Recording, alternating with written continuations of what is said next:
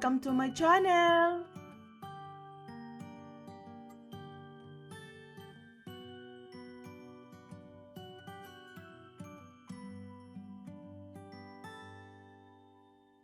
Hi guys! Today gagawa ako ng puto bumbong. Ang aking mga ingredients, 1 cup coconut flour or cocoa flour, psyllium husk, 1 tablespoon psyllium husk, and 2 tbsp xanthan gum. I-mix lang natin.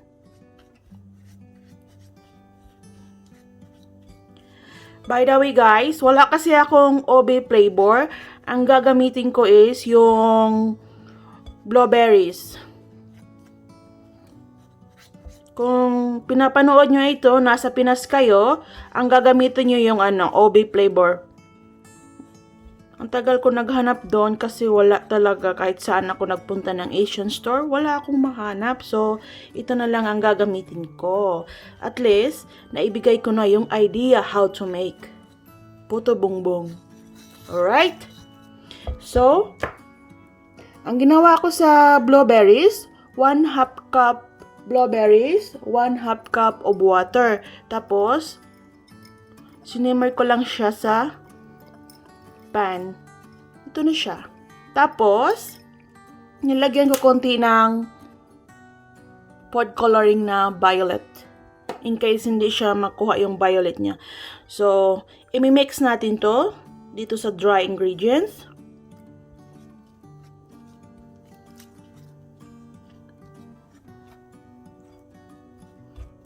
Napansin nyo guys, kung nakasubscribe kayo sa channel ko, marami na akong mga kakanina na LCfied. So, watch nyo yon para magka-idea pa kayo ng ibang kakanin.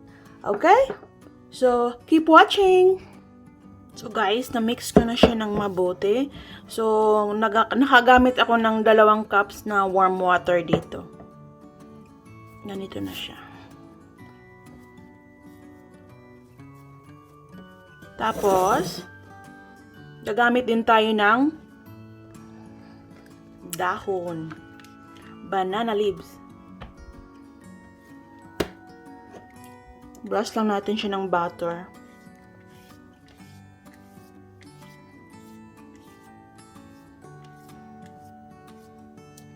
Tapos, kukuha lang tayo dito ng isa para patingin ko lang sa inyo kung paano gawin.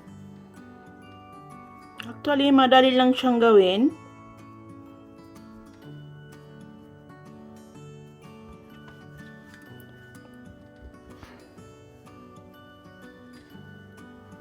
Pag pinapanood nyo itong buong video.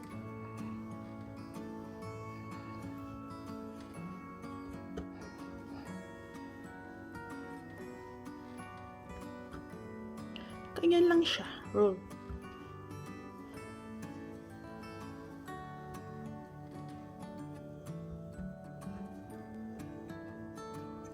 Tapos, ibalot natin sa dahon. At pagkatapos natin itong magawa, i-steam natin siya. Diba ang dali lang?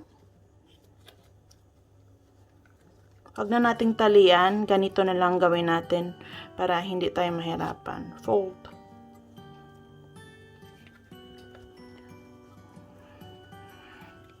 Ganyan. Repeat lang, guys, pagkatapos i-steam natin. Okay po, guys, ito na po ang ating finished product. Natapos ko na siyang ibalot sa dahon ng saging.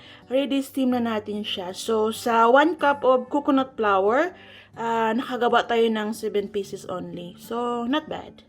So, i-steam natin. Keep watching!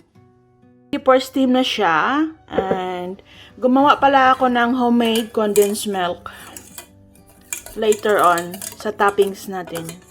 Kung naka-subscribe kayo sa channel ko, alam niyo kung paano to siya gawin. Alright? Ito na po ang ating finished product. So, brush ko lang siya ng butter. Tapos ko na siya na-brush ng butter sa top. Tapos, lalagyan ko siya ng cheese on top and homemade condensed milk. Ito po yung cheese na ginagamit ko dito sa Norway. So, sa Pilipinas, marami naman kayong cheese na approved sa way of eating natin. So, gamitin nyo yun. So, maglalagay lang tayo ng cheese on top.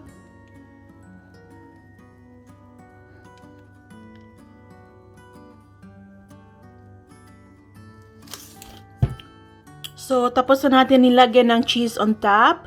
Next natin gawin, yung condensed milk naman.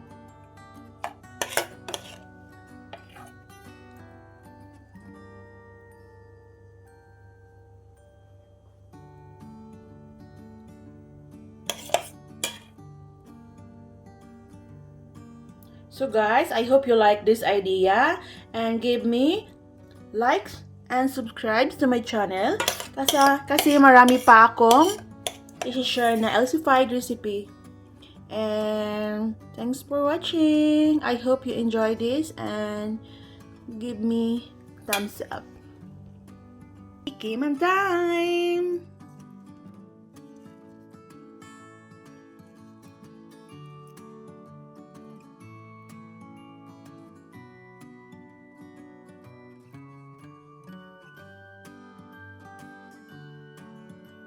Ayan. Tikman natin.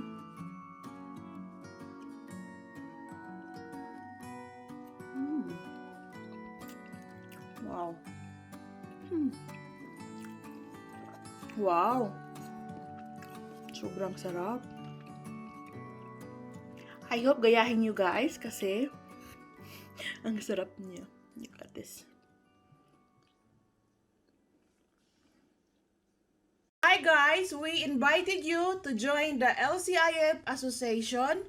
To become a member, just click on the link below. Here you can get support, information, and discounts.